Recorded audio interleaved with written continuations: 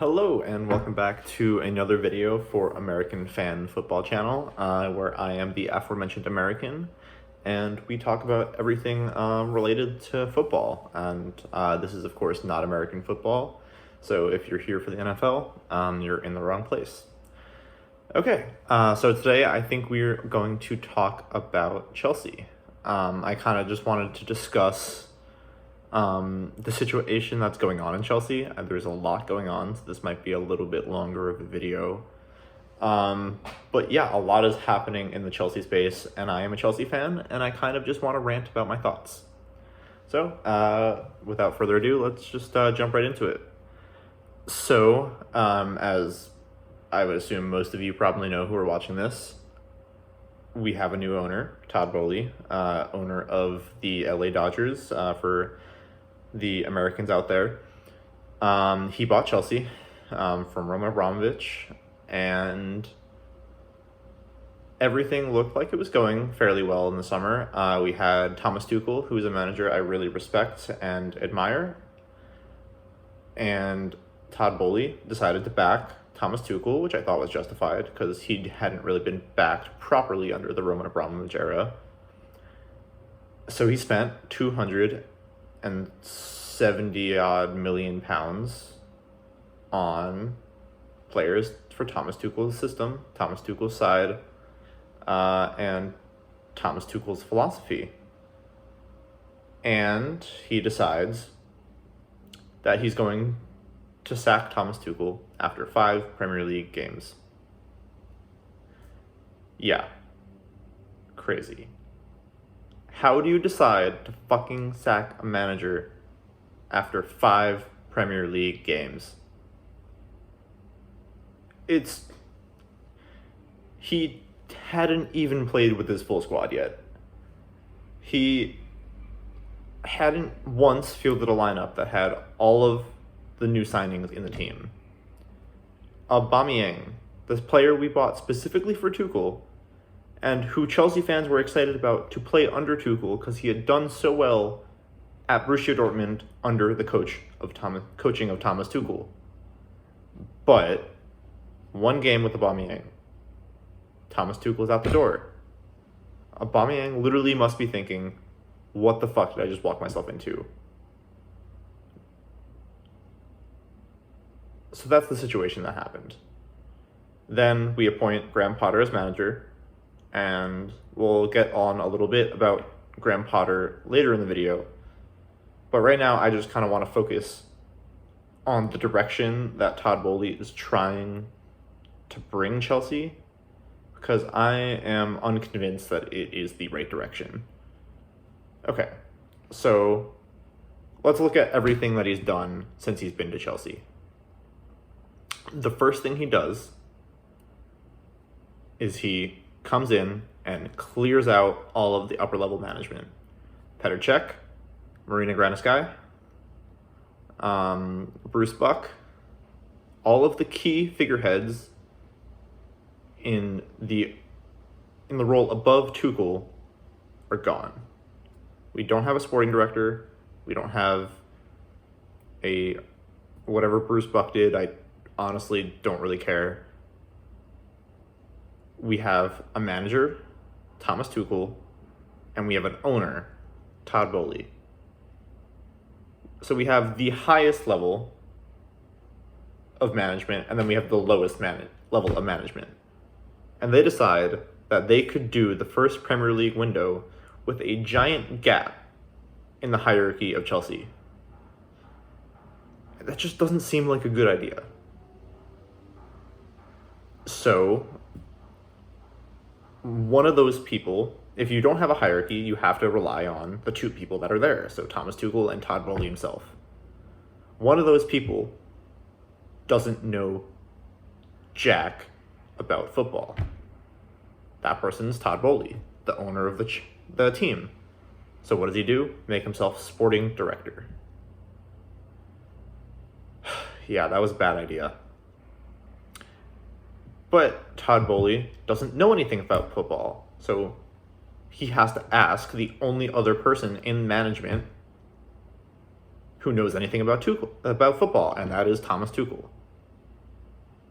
So Thomas Tuchel had a lot of say into the players that we brought into Chelsea this year. And at the time I was thinking, okay, that's not a bad idea. We've never really properly backed a manager with players that they want, and only players they want, where we give the manager actual control over incoming transfers, kind of like what Pep Guardiola has at Manchester City.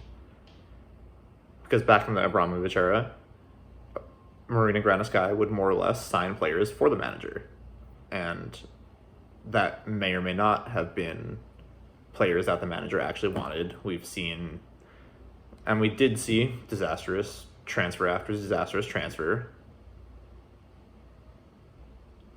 But could you really go 100% the other way and just completely 180 and give all the control to the manager? Well, that's what they did. And then they sacked him. So now we have all these players that we're expecting to play in a Thomas Tuchel system with his philosophy. And now they have Graham Potter. It's just wild. The lack of strategy in that department, that they didn't really seem to have a contingent that if he got sacked. Because they claimed that they were preparing for this since the summer, and that there was a lot of arguments with Tuchel about Ronaldo. Okay, Tuchel didn't want Ronaldo. He didn't want to have to keep explaining that he didn't want Ronaldo to Todd Boehly because he kept insisting that they should get Ronaldo. Okay, he listened to Thomas Tuchel, didn't get Ronaldo, bought Aubameyang. Now Thomas Tuchel's gone, we have Aubameyang, and I think if you asked Graham Potter, would you rather have Aubameyang or Ronaldo, he would probably say Ronaldo. So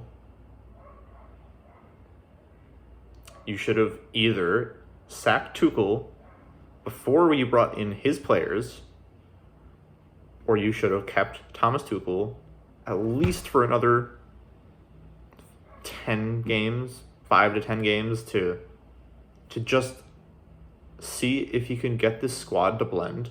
There are 6 new players into this, first team players that are coming to this team. It's going to take a little bit to gel. It's not going to click in 5 games. So my question for Todd Boehly is, if you had been planning this for a while, there was no possible way that you should have done it 5 games into the season. It should have been during the transfer window, when Graham Potter could have bought in his own players. I know, yeah, he played with Cucurella, but where he could have marked his stamp in the squad, but instead now we have a Thomas Tuchel squad with Graham Potter as manager. And Graham Potter has to now do what Thomas Tuchel did with Frank Lampard's squad and try to adapt his system to the squad instead of where the squad should be adapted to the manager's system. So it just shows a lack of direction. But speaking of direction, let's talk about what the actual direction of Todd Boehly is. Because I think there is a clear direction that he's trying to go.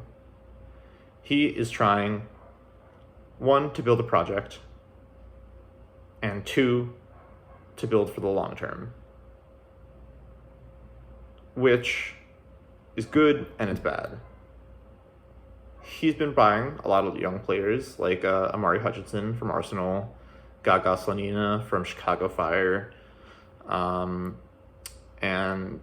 Chukwuemeka from Aston Villa, and the other midfielder from Inter Milan as well. But he's overpaying. Like 15 million for Chukwuemeka seems like a lot for a player who has very little experience in the Premier League and we're just basically paying for potential. But okay, I'm not going to get mad that you're signing top quality youth players. That can never really be a bad thing as long as there's money to spend on other players. So let's see what was his direction for first team players. And I think this is the most clear that what he is trying to accomplish. I think he is going after a little bit of the Bayern Munich model, where they are buying the best players that are proven in the league that they could take for their team. So they signed Cucurella from Brighton, Premier League proven. They signed Pierre-Emerick Aubameyang, Premier League proven from Arsenal. We signed Raheem Sterling, Premier League proven from Manchester City. We signed Wesley Fofana, who's Premier League proven at Leicester City. And then we signed Koulibaly, who is not Premier League proven and has really, really looked out of his depth so far this season. And we've signed Zakaria, who we haven't seen play yet, but I'm sure will take time to adjust and kind of seems like the new Saul Niguez, but he's here, so we might as well hope him the best and wish he can play well. So yeah. And then on top of the players we signed, we also now signed a Premier League proven manager. So I think this is not a bad system to continue in the future, signing players that are good and have track records in the Premier League, because the Premier League is so much different, played at a higher pace, more physical than other leagues. So I'm not mad that we're buying Premier League proven players, and I think that's actually the best part of Todd Boehly's transfer strategy so far. I just think he had this plan, and if he kept Thomas Tuchel, it would have seemed like a plan.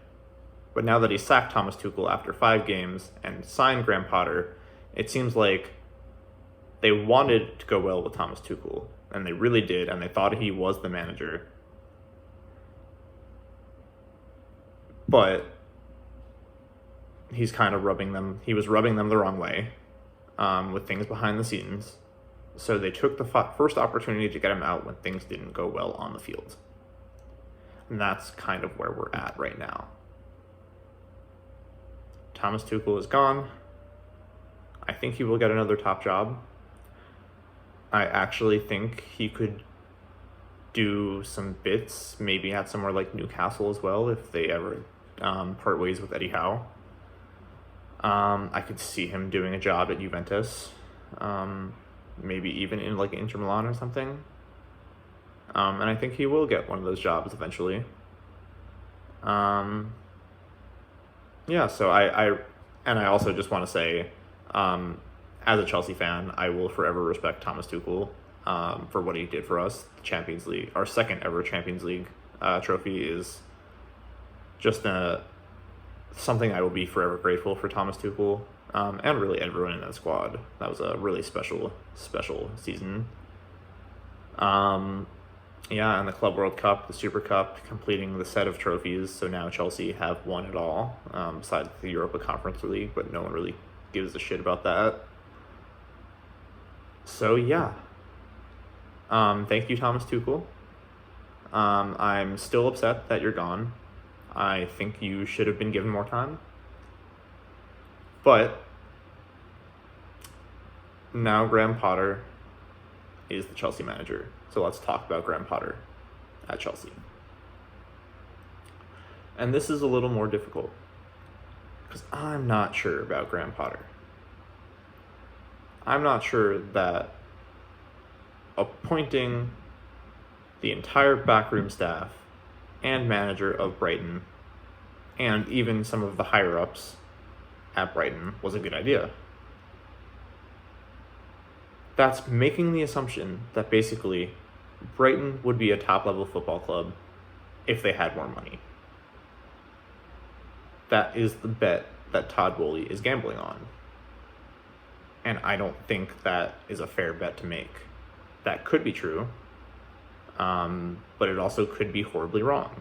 maybe the fact that Brighton work on a budget is what makes their team work. So working on a $100 million budget,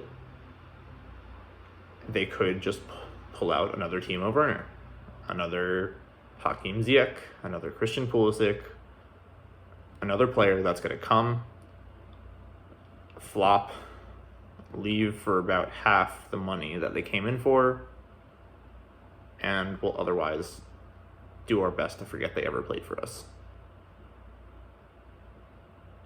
But we'll see. I'm going to back Graham Potter just because he's the Chelsea manager, and I don't need to be any more negative towards him than he deserves. I will back him. If he does not finish the top four this season, though, I do think we genuinely have serious problems. I do genuinely think Thomas Tuchel would have brought this Chelsea team to the top four. So